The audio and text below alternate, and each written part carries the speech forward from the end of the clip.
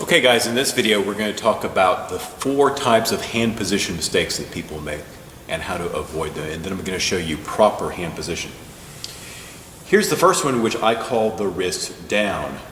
Look at this. See this all the time in piano, where people will be playing and all of a sudden their wrists will drop and they'll almost touch this wood part sometimes. Here's the big problem with that. Here's me playing with my wrist a little bit higher. See how fast I am and how strong I am? But I lower that wrist, I can barely move my fingers. The reason people often get into this habit is because they're starting off piano and they're playing some very, very simple songs, and quite honestly they just kind of get lazy. They're looking at the music so much that they don't look down at their hands and they get in this wrist down position. So avoid this. Here's the second problem, which I call the thumb down problem, where people will be playing and maybe they don't have to use their thumb or their first finger. So what will happen is the thumb will just drop below. Let me show that with my left hand to demonstrate that a little bit better for the camera.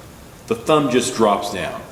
And often this happens in the left hand a lot because when you're learning to play, sometimes you're using the right hand a lot more at the very beginning.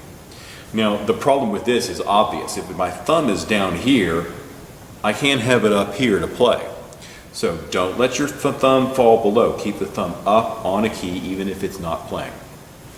Here's the third problem. This is what I call finger stick up. I'll play a simple song.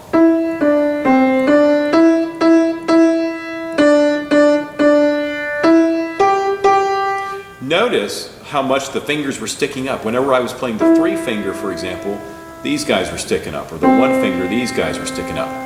The good news about this problem is that it's very, very common when you first start, but once you get better and once you start doing piano more and more, eventually you just let gravity force your fingers to just fall on the keys.